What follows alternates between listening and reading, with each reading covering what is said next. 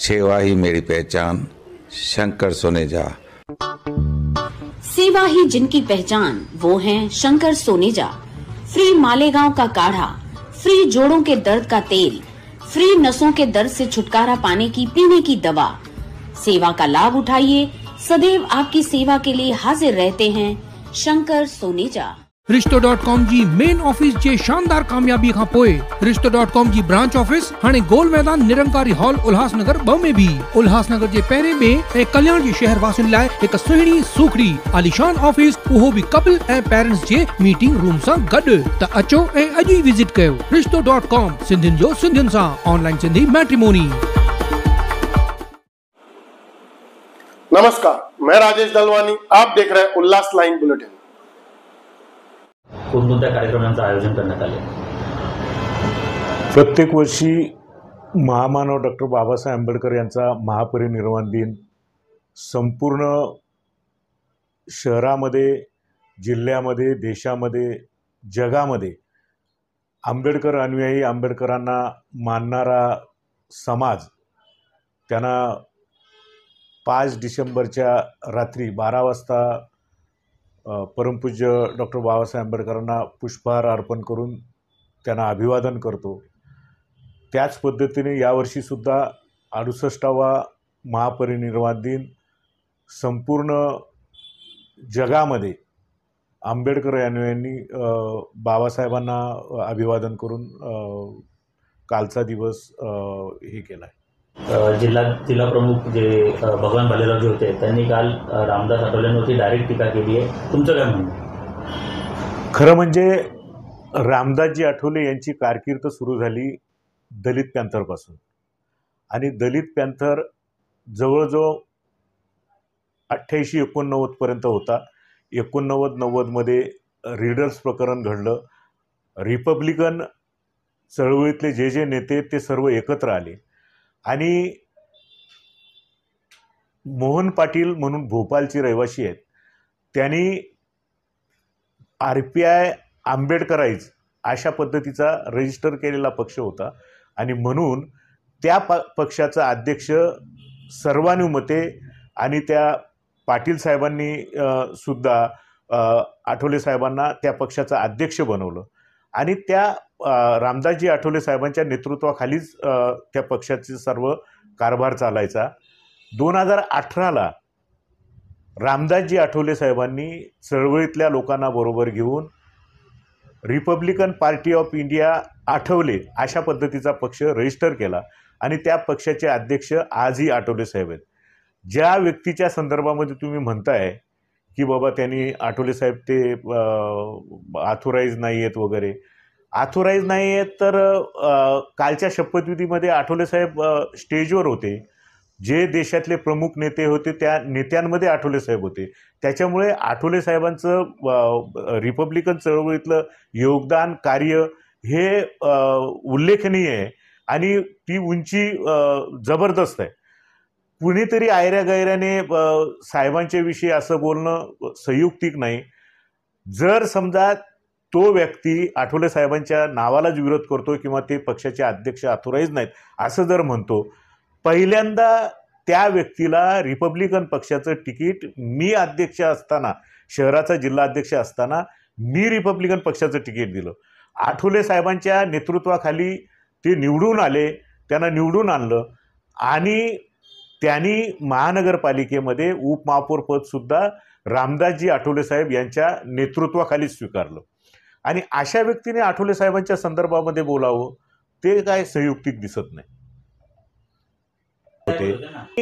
General secretary ते मोहन पाटील होते, आठवले साहेबांच्या नेतृत्वाखालीच तो पक्ष होता ना, त्याच्यामुळे हे म्हणणं संयुक्तिक आहे का?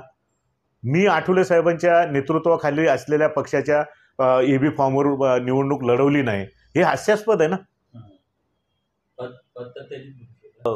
असं जर असेल, एक दुसरी गोष्ट अशी आहे, जो व्यक्ती रामदासजी आठवले साहेबांच्या नेतृत्वाखाली असलेल्या पक्षाच्या AB फॉर्मवर निवडून येतो आणि स्वतःच्या स्वार्थासाठी राष्ट्रवादी काँग्रेसकडे जातो, त्याच्यानंतर मनसेतून उमेदवारी घेतो आणि जर आठवले साहेब राष्ट्रीय अध्यक्ष नाही आहेत असं तो म्हणत असेल तर त्यांना माझं एवढंच सांगणं आहे की तुम्ही कालपर्यंत आठवले साहेबांना विनंती का करत होता की मला परत घ्या आणि जिल्हा अध्यक्ष बनवा. जर समजा आठवले साहेब त्या पक्षाचे ऑथोराइज अध्यक्ष नाहीत असं तुम्हाला जर वाटत असेल तर तुम्ही असं का म्हणत होता की मला परत पक्षात घ्या. खरं म्हणजे रामदासजी आठवले साहेब हेच रिपब्लिकन पक्षाचे राष्ट्रीय अध्यक्ष.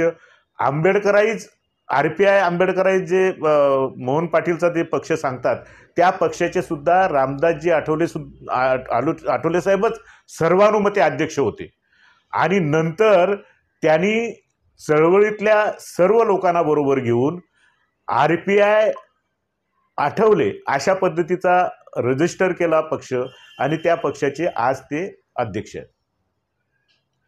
लोकांमध्ये कार्यकर्त्यांमध्ये संभ्रम निर्माण करण्याचा काम करतायत आणि उल्हासनगरमधली जी रिपब्लिकन जनता आहे रामदासजी आठवले साहेब यांच्यावर विश्वास ठेवणारी जनता आहे आणि ती जनता कुठेही जाणार नाही, आठवले साहेबांच्या सोबतच राहील असं मी आपल्याला निक्षून सांगतो. RPI आणि RPI ह्याच्यात काय अंतर आहे?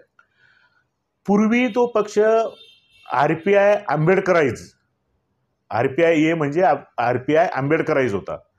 आता तो RPI आठवले अशा पद्धतीचा रजिस्टर झालेला आहे आणि त्या RPI आठवले गटाचे राष्ट्रीय अध्यक्ष माननीय रामदासजी आठवले. नाही, एक तर मुळात पूर्वी रामदासजी आठवले त्या पक्षाचे अध्यक्ष होते आंबेडकराईज RPI आंबेडकराईजच्या. नंतर आठवले साहेबांनी स्वतः तो RPI आठवले हा पक्ष स्थापन केला. पूर्वी दीपक निकाळजे सुद्धा RPI रामदासजी आठवले सोबतच होते. आज सुद्धा दीपक निकाळजे साहेब जे आहेत ते चळवळीतले नेते आहेत. त्यांच्याशी आमचे पण संबंध आहेत ना, आमचे पण प्रेमाचे संबंध आहेत. ते RPIचे नेते जरी असले तरी त्यांचा पक्ष वेगळा आहे, आमचा आठवले गट हा वेगळा आहे. कसं आहे माहिती आहे का, धरसोड वृत्ती करणाऱ्या लोकांना RPI जे ओरिजिनल पक्षाची लोक आहेत ती लोकांनी नाकारलेलं आहे. त्याच्यामुळे त्यांच्या बोलण्याला आम्ही काय महत्त्व देत नाही. येत्या काळामध्ये मला सुद्धा 2017ला जे काय कट कारस्थान करून पक्षातनं काढलेलं होतं, मी जे आमचे RPI BJP आणि सेना यांच्या अलायन्समधल्या पक्षामध्ये मी गेलो होतो आणि माननीय एकनाथजी शिंदे यांच्या नेतृत्वाखाली मी 2017 पासून तर कालपर्यंत काम केलं.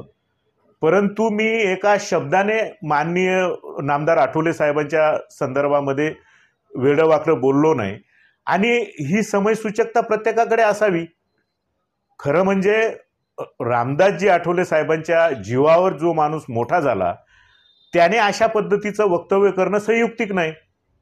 मी भगवान भालेराव त्यांचं नाव घेण्याची माझी इच्छा नव्हती, परंतु मी त्यांनासुद्धा विनंती करेल की तुम्ही चळवळीतले कार्यकर्ते आहात, तुम्ही अशा पद्धतीचं संभ्रम निर्माण होईल असं कुठलंही वक्तव्य करू नका. अशा पद्धतीची मी रिपब्लिकन पक्षाच्या वतीनं त्यांना एक समज देतो.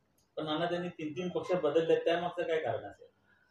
नाही, ही स्वार्थी वृत्ती. आता कोणी भारतामध्ये लोकशाही आहे, लोकशाहीमध्ये कोणी कुठे जावं, कोणी कुठे काम करावं तो ज्याचा त्याचा प्रश्न आहे. त्यांनी सुद्धा कुठेही काम केलं तर स्वतःचं वर्चस्व वाढवण्यासाठी त्यांनी काम करावं. दुसऱ्यांवर ॲलिगेशन करून माणूस कधीच मोठा होत नाही.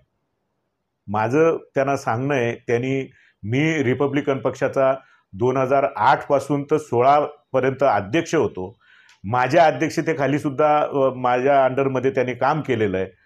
त्यांनी बघितलं आहे मी कसं काम करतो, तसं त्यांनी स्वतःचं वर्चस्व वाढवण्यासाठी काम करावं. आम्ही त्यांना कधीच विरोध करणार नाही. खरं म्हणजे कसं आहे, माणसाने आपली कुवत बघून कुठलीही गोष्ट करावी. मी जवळजवळ 35-36 वर्षापासून, त्याच्याही अगोदर पॅन्थर चळवळीपासून सामाजिक क्षेत्रामध्ये काम करतो. सामाजिक क्षेत्रामध्ये काम करत असताना आपली कुवत ओळखून कुणी आपली हे करावी. आपण येणाऱ्या ह्या झालेल्या विधानसभेच्या निवडणुकीमध्ये त्यांनी 25,000 30,000 मतं मिळतील अशा पद्धतीची वल्गना केली होती. प्रत्यक्षात 4,000 मतं मिळाली. तर जसं करावं तसं भरावं अशा पद्धतीचा निसर्गाचा नियम आहे. निसर्ग कुठल्याच व्यक्तीला माफ करत नाही. मी जे चुकीचं काम करेल त्याचं प्रायश्चित्त निश्चित मला मिळेल. तसं त्यांनी जे काय केलं ते त्यांना त्याचं प्रायश्चित्त मिळालेलं आहे. खरं म्हणजे आज आपण पत्रकार परिषद घेण्याचा तसा काही उद्देश नव्हता. तुम्ही सहज 6 डिसेंबरचं औचित्य साधून या ठिकाणी विचारायला आलात. आज माझ्या कार्यालयामध्ये बघा, कार्याध्यक्ष असतील, उपाध्यक्ष असतील, जनरल सेक्रेटरी असतील, युवाचे कार्यकर्ते असतील, सर्व या ठिकाणी तुम्हाला बघायला मिळतंय. तुम्ही शहरामध्ये Republican party of India Athawale ह्या पक्षाला कशा पद्धतीचं उल्हासनगरमध्ये एक वातावरण आहे. येणाऱ्या महानगरपालिकेला तुम्हाला त्याचा रिझल्टवरनं निश्चितच अंदाज येईल. कोणी कितीही वल्गना करू देत, इथे रामदासजी आठवले साहेबांना मानणारा वर्ग आहे. आणि कार्यकर्त्यांना सुद्धा मी विनंती करतो की संभ्रमाचं वातावरण कोण निर्माण करत असेल तर त्याला तुम्ही अजिबात बळी पडू नका. आठवले साहेब आणि आंबेडकराईज हे नावाचं एक दोन्ही नावाचे एक हे आहे. त्याच्यामुळे त्या नावाच्या याच्याला कोण भुलथापा मारत असेल तर त्यांना बळी पडू नये एवढंच मी कार्यकर्त्यांना आवाहन करतो. उल्लास लाइन बुलेटिन को सब्सक्राइब करें, बेल आइकॉन दबाएं और देखिए उल्लास लाइन बुलेटिन की न्यूज़ सबसे पहले आपके मोबाइल पर।